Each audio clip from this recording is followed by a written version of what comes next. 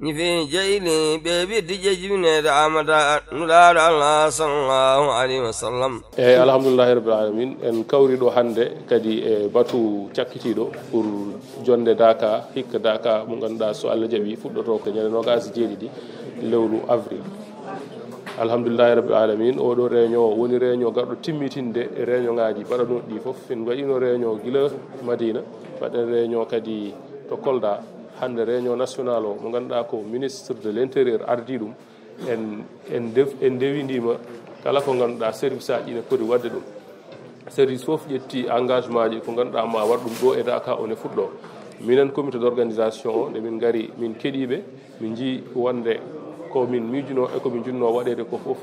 haalama hen tongama te kadi be puddima wadde dum don vraiment woni ko ganduda minen min paami wonde so Allah jabi so jokkiri ni ma feew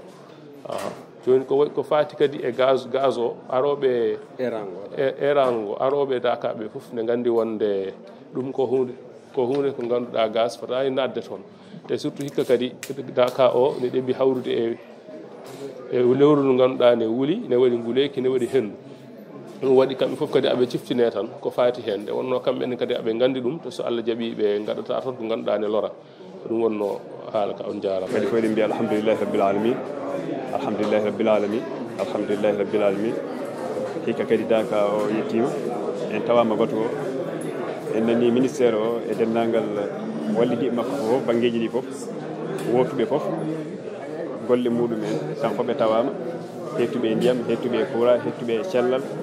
hettube e laabal hettube bangeji fof tan kambe fof goto fof darima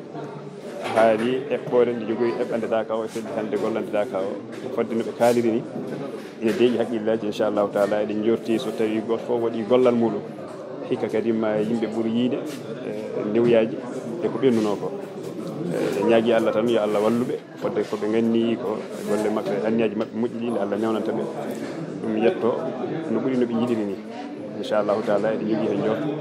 e ko ɗum tan nde wonno kadi ne kankone ko sens makko kanko président kesso garɗo o saabu événement ji diine mbaɗoji e leydi fof ko événement Daka o adi hawrude ɗum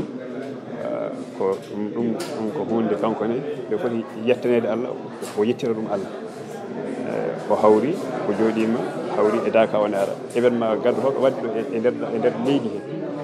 mo addo ko hawrude ko événement Daka e ɗum ko hunde mawde inchallahu taala eɗen jogui jorto moƴƴo to Allah ene laaɗo muɗum sallallahu alayhi wa sallam ma Allah wallu en hunde waya no jiɗɗi ni ino ɓuuri ni inchallahu taala